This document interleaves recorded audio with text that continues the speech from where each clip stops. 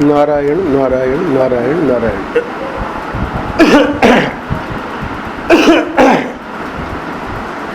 आनंद रस रत्नाकर 19 जून। तो अब जो है पुरुषोत्तम योग, पुरुषोत्तम मास में पुरुषोत्तम योग चल रहा है। पुरुषोत्तम योग में परम पूज्य महाराज श्री 16, 17, 18 ये 3 श्लोक जो हैं, कल मैंने बताया था कि जीव, जगत और ईश्वर। तो ईश्वर तो पुरुषोत्तम खुद हैं, और जीव जो है हम लोग हैं ही हैं, और जगत जो है हमारे सामने है। तो अब कह रहे हैं कि ये जो जगत है ना, तो जगत में ये शरीर भी जगत के अंदर आता है क्योंकि ये दृश्य है, तो इसलिए इसमें ज़्यादा नहीं फंसना। तो शरीर में ज़्यादा नहीं फंसना का मतलब जगत में भी ज़्यादा नहीं फंसना।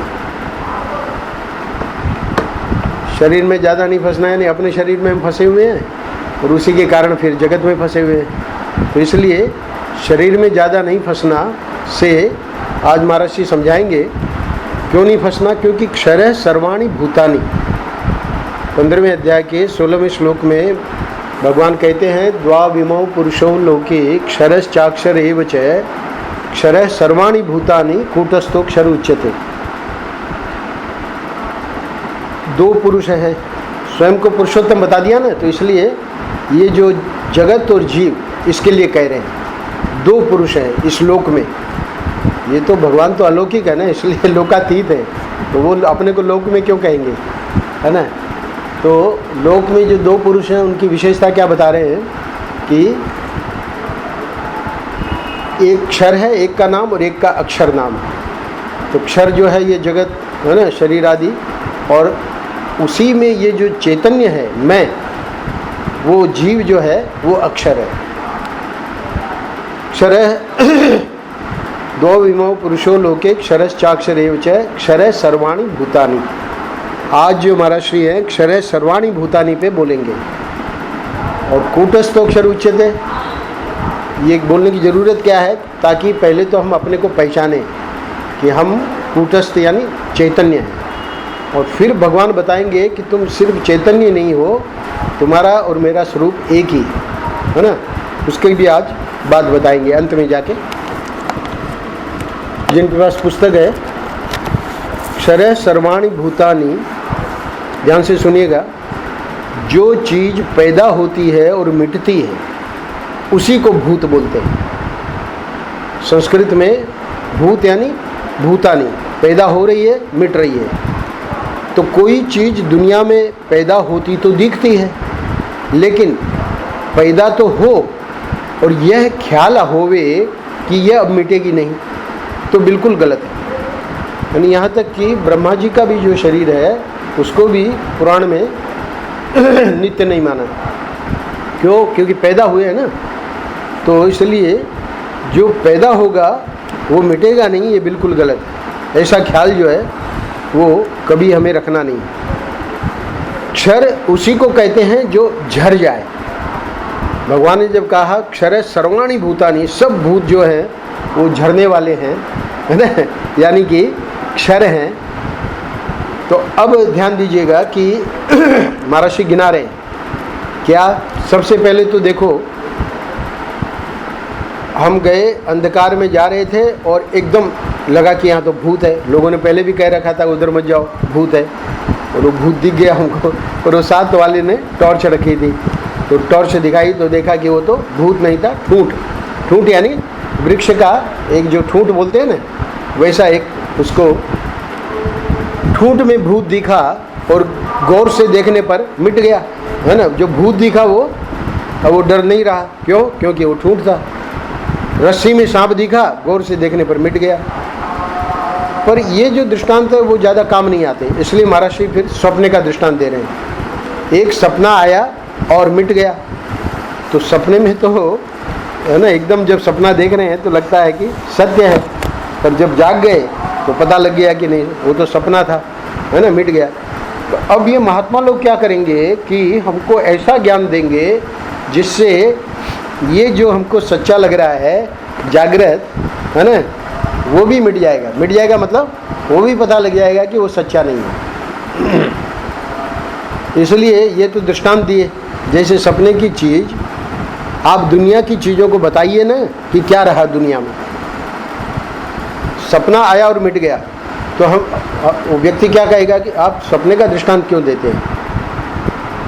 जागृत की बात जो हमको कष्ट दे रही है वो तो सच्ची है। तब महाराज श्री प्रश्न कर रहे हैं कि आप दुनिया की चीज़ों को बताइए, कोई भी चीज़ आप बता दीजिए, है ना, कि ये हमेशा रही है।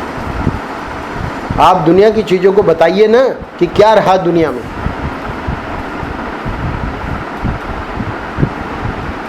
एक माँ को जो बहुत दुखी थी बच्चे के मरने से, वो अब उसको बच्चे को गाड़ देते हैं, गाड़े नहीं, लेके घूमे।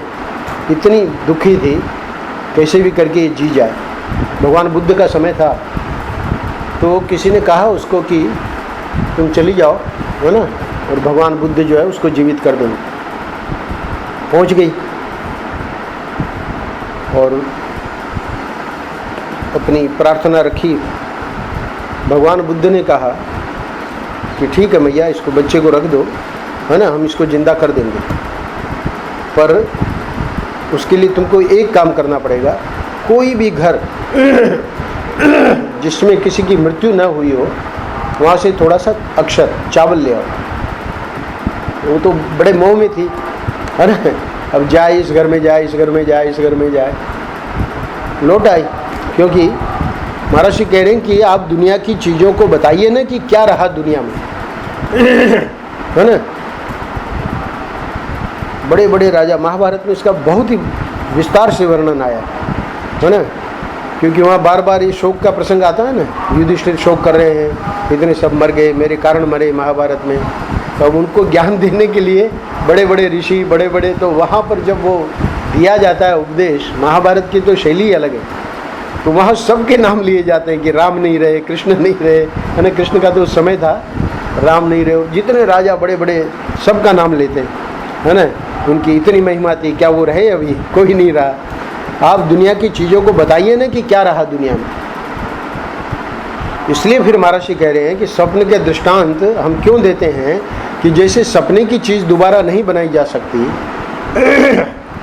वैसे मरे हुए लोगों को दोबारा नहीं बनाया जा सकता।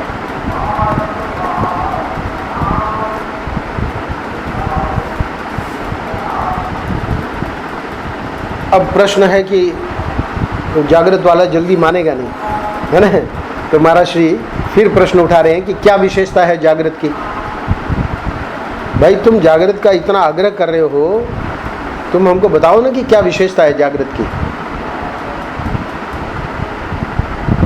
अब परम पूज्य महाराज श्री समझा रहे हैं, मरने के बाद बिल्कुल स्वप्न के समान ही संसार की वस्तुएं छूट जाती हैं। वही रुपया ले आओ, वही लोग ले आओ, वही चांदी सोना ले आओ, इसी को क्षर बोलते हैं। ये प्रश्न क्या उठा रहे हैं महाराज श्री? एक आगरा में परिवार है, बाद में उन्होंने पूरी शंकराचार्य जी से ये ले लिया मंत्र वगैरह, तो वो परिवार आज भी रोता है। वो माता जी जो है कहती हैं कि पाकिस्तान में, यानी पाकिस्तान जब ये अलग हो गया, बड़े बड़े हंडों में इतना सोना हमारा स्वामी जी गड़ा हुआ था उसका आज भी रो रही है। तो महाराज जी कह रहे हैं कि वही रुपया ले आओ, वही लोग ले आओ, वही चांदी सोना ले आओ और रो के क्या फायदा है? इसी को क्षर बोलते हैं। तो ये बात तो समझा दी महाराज जी ने कि क्षरे सर्वाणि भूतानि। अब जो उत्पत्ति होती है उसको समझा रहे हैं कि ये जैसे चने के बीज में ये चने का रूप निकल आया, है ना। हमारे पास चने का जो बना के लाई, उसको चना ही बोलते हैं क्या तो चना पुष्पा बना के लाई, तो चने का जो बीज है उसमें से चने का रूप निकल आया। देखते हैं, बोते हैं किसान, तो उसमें चना निकल आता है। ऐसे ही, है ना, माँ बाप के, माता पिता के संग से, है ना, पानी की बूंद में से ये सब शरीर पानी के बबूले निकले आए, है ना। पानी के बुलबुले क्यों कह रहे हैं कि हम इसको स्थायी मान रहे हैं, है ना। पर हमेशा शास्त्र कहते हैं कि जैसे साबुन के वो बन जाते हैं ना, क्या बोलते हैं उसको, फेन, ऐसे ही ये है इसकी स्थिति। क्यों? क्योंकि इतना लंबा काल है ना, उसमें हम लोग जो 100 साल जी लेते हैं या 80 साल या 50 साल, उसकी कोई वैल्यू ही नहीं, कोई गिनती नहीं, अनंत काल में उसकी कोई गणना ही नहीं है। जैसे महाराज जी कहते हैं कि पृथ्वी पे एक बहुत बढ़िया कोठी बनाई थी किसी सेठ ने, तो महाराज जी को दिखा रहा था, तो वहाँ पे जो नक्शा पड़ा था, तो महाराज जी ने कहा ये नक्शा क्या है, तो गोल ग्लोब बोलते हैं उसको, तो बोले ये विश्व का नक्शा है महाराज जी, है ना, विश्व ऐसे गोल है। बोले विश्व है तब तो इसमें भारत भी होगा, बोले हाँ ये भारत है, भारत दिखाया। बोले भारत होगा तब तो बम्बई भी होगी, तो बम्बई उसमें बिंदु था छोटा सा, बोले ये बम्बई है, तो बम्बई है तो वो जहाँ उसकी कोठी थी, है ना, बोले कि तुम्हारी कोठी भी होगी इसमें। अरे बोले महाराज जी इसमें विश्व के नक्शे में कोठी कहाँ, जब बम्बई बिंदु दिख रहा है ना, तो हमारी कोठी का क्या। तो कहने का मतलब ये है कि ये पानी केरा बुदबुदा असमानस की जात, है ना, वो झट से क्षण भंगुर है। नारायण तुम कितना भी घड़ा मजबूत करके रखो, कोई टिकेगा नहीं, सब फूट जाएंगे, है ना, ये शरीर नहीं रहेगा। इसका अर्थ ये नहीं है कि शरीर की उपेक्षा करो, है ना, शरीर को कुछ खाने पीने को मत दो, ये नहीं कह रहे हैं। ये कह रहे हैं कि इस ज्ञान को अपने मस्तिष्क में रखो। करना वही है जो हम लोग कर रहे हैं, खाना पीना सोना उठना, है ना, पूरा उसकी संभाल करनी सब प्रकार से, सब चीज़ की, क्योंकि सब में ईश्वर है। पर जो ये मोह हो जाता है, उस मोह को काटने के लिए महाराज जी समझा रहे हैं कि ज्ञान जब तक बना रहेगा कि ये शरीर एक दिन जाना है, तो दो बातों को भूल मत, यदि चाहे कल्याण, है ना, नारायण तू मौत को, दूजे श्री भगवान। एक तो मौत को नहीं भूलना और एक श्री भगवान को, अगर कल्याण चाहते हो तो ये इसलिए ये संस्कार हमको देते हैं कि न तो अपनी मौत से और न दूसरे की मौत से, किसी की भी मौत से। क्यों? क्योंकि सब ईश्वर के हाथ में है, और ईश्वर जैसे जो उचित कर रहा है, मतलब उचित समझ रहा है, वैसे वो कर रहा है ना। तो इसलिए इसमें बिल्कुल कहीं कोई किसी प्रकार का भक्त के हृदय में कोई भाव नहीं आना चाहिए। इसलिए महाराज जी समझा रहे हैं कि ऐसे ही पानी की बूंद में से ये सब शरीर पानी के बबूले निकल आए। नारायण तुम कितना भी घड़ा मजबूत करके रखो, कोई टिकेगा नहीं, सब फूट जाएंगे। इसका अर्थ जैसे मैंने बताया, ये नहीं है कि अपने शरीर को हम मजबूत न रखें, है ना, मजबूत रखना है, फिर उसको जब फूटना है वो फूटे, उसकी वो जो एक्सपायरी डेट है वो उसको हम नहीं बदल सकते, है ना। दवा होती है, दवा में एक्सपायरी डेट लिख देते हैं, अब उनको 3-4 साल के बाद वो चीज़ ढूंढ रहे हैं, मिल गई, अरे अपने घर में ही है ये तो, है ना, स्वामी जी ने नाम लिखा, ये तो अपने घर में ही है। फिर देखा उसमें एक्सपायरी डेट 2013, अभी तो 15 चल रहा है। तो अब उसको थोड़ी खाओगे, क्यों? क्योंकि वो तो ख़त्म है, वो उसका अब कोई वैल्यू नहीं है, वो कोई काम नहीं करेगी। तो इसी प्रकार ये जो है उसको जितना अपना है जीवन, उसको बिल्कुल ठीक ठीक जीना है। लोग क्या है, इन चीज़ों को सुन के अपने जीवन को गड़बड़ा देते हैं, वो नहीं करना है। पर ये बस बुद्धि रखनी है कि मौत को भूलना नहीं है। और दूजा श्री भगवान, तो श्री भगवान को याद करने के लिए ये तो पुरुषोत्तम योग चल रहा है। तो बोले कि ये सर्वाणी भूतानी जो है, इसी का नाम संसार है। और संसार किसे कहते हैं? जो सरकता रहे, जहाँ में जहाँ भी जगह पाइएगा सरकते सरकते चले जाइएगा। ये महाराज ने एक बार प्रेमपुरी में एकदम ऐसे ही खड़े थे, तो कुछ ध्यान आ गया, तो ऐसे बोला, तो उसी वक्त हमको याद हो गया महाराज की कृपा से। तो ये बस जैसे जैसे अपने को एडजस्ट करना है वैसे वैसे एडजस्ट कर लो, है ना। और बस वो किसी चीज़ में अटकने की ज़रूरत नहीं है, इस शरीर में ज़्यादा नहीं फंसना, आज का शीर्षक है। क्यों? संस्कृत में शरीर उसको बोलते हैं जो शीर्ण हो जाए, है ना। अब जितने हम लोग यहाँ बूढ़े लोग बैठे हैं, सबको पता है कि भाई पहले कैसे थे, है ना, दौड़ के चल लेते थे, है ना, भाग के हम लोग चढ़ लेते थे, ये कर लेते थे, वो कर लेते थे। जैसे अभी वासुदेव है ना, तो वासुदेव को अभी ये थोड़ी है कि भाई अभी हम ये नहीं कर सकते, बल्कि अभी तो, है ना, बच्चा है, अभी तो जवानी आएगी तब देखना। है ना, दोनों बच्चे हमारे। तो कहने का मतलब अब हम लोग क्या हो गए, बोले कि ये शरीर शीर्ण हो गया। स्वामी जी आप उठने में क्यों ऐसा इतनी देर लगाते हैं? अरे भाई तुम हमारी अवस्था के होगे तब तुमको पता लगेगा, है ना। नहीं आप ऐसे हम जैसे उठते हैं वैसे खटाक से उठिया करिए। शरीर शीर्ण होता है ना। शरीर उसको बोलते हैं जो शीर्ण हो जाए। शीर्ण हो जाए मतलब उसका धीरे धीरे वो गलता जा रहा है, मतलब अपने अंत की ओर जा रहा है। फारसी भाषा में शरारती को शरीर बोलते हैं। फारसी भाषा में शरीर किसको बोलते हैं? जो शरारती हो, जैसे हमारा वासुदेव। कैसे? जो शरारत करे सो शरीर। शरारत करे मतलब क्या? ये क्या शरारत करता है स्वामी जी? महाराज श्री समझा रहे हैं, कितना भी मना करो कि तुम मत मरो, ये मरे बिना नहीं रहेगा, ये शरारत ही तो है। अरे भाई बच्चे को हम कहे तो उसको मानना चाहिए, वो नहीं मानता है। तो इसको हम कितना भी कहे कि तुम मत मरो, ये मरे बिना नहीं मानेगा। अच्छा, इसको सिखाओ, पढ़ाओ, योगाभ्यास कराओ, उपासना कराओ, चंदन लगाओ, फूल माला पहनाओ, लेकिन ये अपनी शरारत किए बिना मानेगा नहीं। ऐसा ये शरीर है ना। तो अब जो चंदन और फूल माला और ये उपासना और योगाभ्यास और सिखाया और पढ़ाया, है ना, तो इसने क्या शरारत की? शरारत यही की कि वो जितना योगाभ्यास था उससे कोई काम नहीं आया, है ना। जब ज़रूरत थी उसकी तो क्या योगाभ्यास करेंगे? अब कोई कहते हैं भाई थोड़ा नीचे बैठ लो, अब नीचे बैठ ही नहीं सकते तो क्या करें, है ना। योगाभ्यास करने के लिए पहले नीचे बैठना पड़ेगा। तो ये शरीर जो है शरारत करता है, मतलब वो सब अब कर नहीं पा रहे हैं। लेकिन यह अपनी शरारत किए बिना मानेगा नहीं, ऐसा ये शरीर है। तुम्हारा हुक्म मानने वाला नहीं।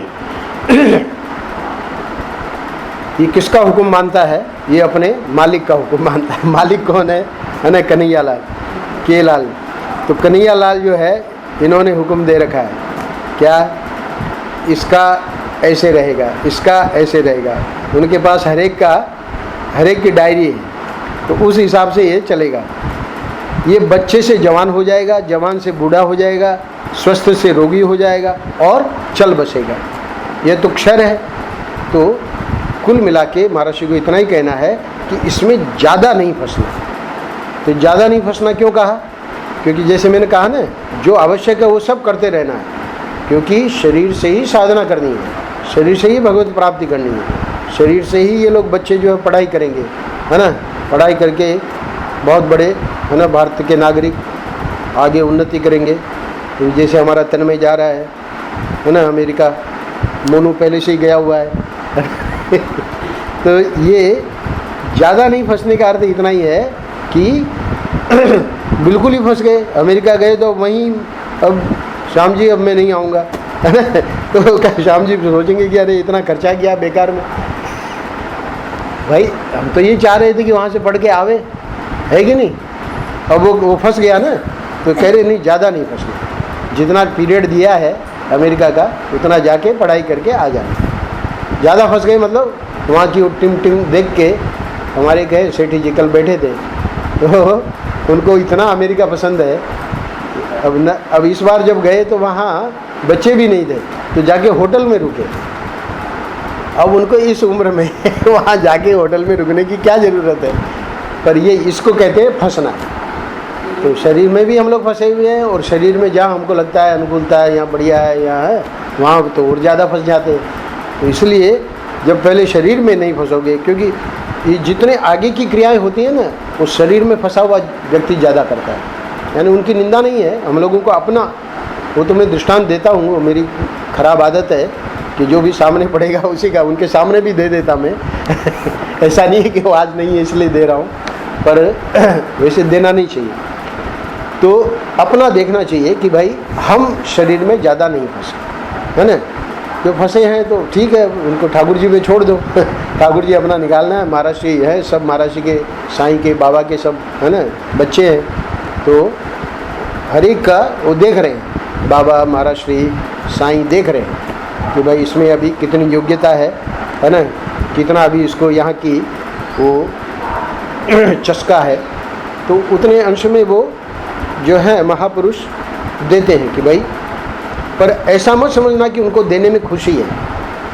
एक महात्मा ने ये बात बहुत बढ़िया समझाई है कि गुरु जो हमको हमारी रुचि की चीज़ें देते हैं तो वो इसलिए नहीं दे रहे हैं कि वो खुश होके नहीं दे रहे हैं। ये बात बहुत ध्यान में रखने की है, विशेष रूप से बच्चों के लिए नहीं, हम लोगों के लिए। क्यों? क्योंकि गुरु जो है वो तो वो ज्ञान और वो जो भक्ति है वो ही दे के खुश है, संसार की चीज़ों को दे के वो खुश नहीं है। हम लोग क्या कहते हैं, महाराज की कृपा से हमको ये मिल गया, महाराज की कृपा से हमको ये मिल गया। ठीक है, वो गलत नहीं है, वाक्य गलत नहीं है, पर वो महाराज जी उसमें प्रसन्न नहीं है। इन चीज़ों को, भौतिक चीज़ों को लेकर हम जो बता रहे हैं कि महाराज जी की कृपा से या बिहारी जी की कृपा से मिल गया, तो वो तो इसलिए उनको देना पड़ रहा है कि अभी हम इन चीज़ों को हटाएंगे तो व्यक्ति जो है व्याकुल हो जाएगा। तो व्याकुल न बने, कम से कम हमारा भजन करता रहे। तो दे तो रहे हैं पर प्रसन्नतापूर्वक नहीं दे रहे। ये बहुत महत्वपूर्ण बात है। ये अभी अभी कुछ दिनों पहले हम एक को है महेशानंद गिरी जी के शिष्य, उनकी एक पुस्तक पढ़ रहे हैं, तो उसमें ये जब हमने पढ़ा उनको बहुत अच्छी बात लगी, क्योंकि ये हकीकत है, ये वास्तविक बात है। महर्षि देखिए ना, इस वेदना के साथ जा रहे हैं ये कहते हुए कि हमको एक भी जिज्ञासु नहीं मिला। इसका अर्थ क्या है? यानी इतना ज़बरदस्त ज्ञान जो हमको उड़िया बाबा ने दे दिया, कोई एक तो मिलता हमको जिसको हम कह देते कि भाई ये ले लो। उड़िया बाबा जी महाराज पूर्ण प्रसन्न। क्यों? इधर शंतनु बिहारी द्विवेदी, इधर पंडित गया प्रसाद जी, है ना, ऐसे रत्न मिल गए उनको कि बस अपना जो भी कुछ देना था दे के चले गए, है ना। पर महर्षि को ये वेदना है। तो वो वेदना क्या है कि जितने भी जो शिष्य वर्ग है, भक्त वर्ग है, उसमें कम से कम एक तो ऐसा होता कि हमको संसार की कोई चीज़ नहीं चाहिए, तभी तो ये ज्ञान टिक सकता है ना, कि नहीं। बहुत है, कठिन है, पर भाव ये है कि इन भौतिक चीज़ों की हम जो मतलब प्राप्ति होती है हमारे प्रारब्ध से ही, है ना।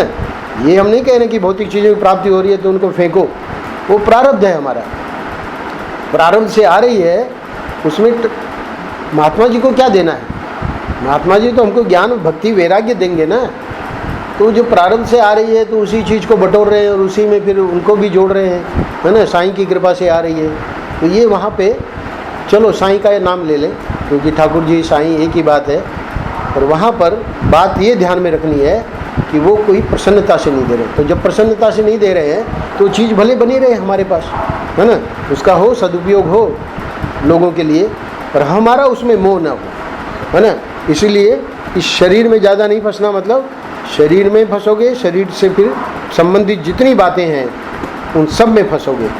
तो इसलिए महर्षि कह रहे हैं कि इसमें ज़्यादा नहीं फंसना। ज़्यादा नहीं फंसना मतलब इतना रहे शरीर हमारा स्वस्थ कि हमको जो ज्ञान प्राप्त हो रहा है उसको हम दूसरों को दें, है ना। सच्चित, आनंद और अद्वय, चार चीज़ें हैं। तो सच्चित, आनंद और अद्वय में जो चार चीज़ें हैं, सत्य में क्या है, हर एक में चार चार है, यानी 16 हो जाएगी। सत्य में भी चार है। सत्य यानी जीवन, हम भी जीवें, दूसरों को भी जीने दें, है ना। खुद भी मरने से डरे नहीं, दूसरों को भी मरने से मतलब मृत्यु का डर न दें, है ना। तुम मर जाओगे ऐसा न कभी किसी को नहीं कहना। चित्त क्या है? ज्ञान। तो ज्ञान में से भी चार चीज़ें निकलेगी, है ना। खुद भी ज्ञानवान बने, दूसरों को भी ज्ञान दें, है ना। खुद मूर्ख न रहें, दूसरों को भी मूर्ख न बनाएं। आनंद से भी चार चीज़ें निकलेंगी, है ना। खुद आनंदित रहें, सुखी रहें, दूसरों को सुखी रखें। खुद दुखी न रहें, दूसरों को भी दुख मत दें। अद्वय क्या है? अद्वय आत्मा का स्वरूप है। तो अद्वय से मिलके रहो, मिला के रहो, फूटो मत, फोड़ो मत। तो ये 16 धर्म की कलाएँ, है ना, महर्षि का ये विशेष चिंतन है। तो हमारा शरीर क्यों स्वस्थ रहे कि ये 16 धर्म की कलाओं को, सच्चिद, आनंद और अद्वय को हम आगे बढ़ाएं। इतना ही, और कुछ ज़्यादा नहीं। अंत में कह रहे हैं महाराज श्री, भगवान श्री कृष्ण अपने स्वरूप का साक्षात्कार कराना चाहते हैं। यह जीव, है ना, तीन बातें बताई मैंने, क्षर, अक्षर और पुरुषोत्तम। तो अक्षर, यह जीव कहीं क्षर पुरुष को ही मैं कहकर न रह जाए। कल तो क्षर पुरुष आया था भंवरा बन के, है ना, डराने के लिए। पर यहाँ क्या है कि क्षर पुरुष जब तक भंवरा बन के डराने नहीं आएगा तब तक व्यक्ति जो है बस उसी में मैं करके और उसमें आनंद मनाता रहेगा। तो बोले कि इतना ही कहीं वो न रह जाए, अक्षर पुरुष को ही मैं कहकर न रह जाए न तो क्षर पुरुष को मैं कहकर रह जाए न अक्षर पुरुष को, यानी मैं ये भी नहीं हूँ मैं ये भी नहीं हूँ, दोनों का मना करना है। तो फिर तुम क्या हो? ये जीव मुझ पुरुषोत्तम को प्राप्त होवे।